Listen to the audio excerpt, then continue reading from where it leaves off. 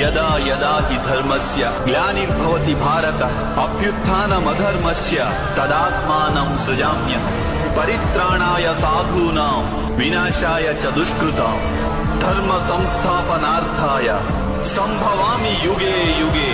ఎప్పుడెప్పుడు ధర్మానికి హాని జరుగుతుందో, ఎప్పుడెప్పుడు అధర్మం వృద్ధి చెందుతుందో అప్పుడప్పుడు సత్పురుషులను ఉద్ధరించేందుకు, అధర్మపరుల వినాశనానికి, ధర్మాన్ని పునఃస్థాపించేందుకై నేను జన్మిస్తుంటాను. నేనే నాశనం లేని పరమాత్మను. నేనే మత్స్యావతారాన్ని, నేనే వామనావతారాన్ని, నేనే పరశురాముణ్ణి, నేనే రామావతారాన్ని కూడా. నేనే బ్రహ్మ విష్ణు మహేశ్వరులను, నేనే సరస్వతి లక్ష్మి పార్వతిని కూడా.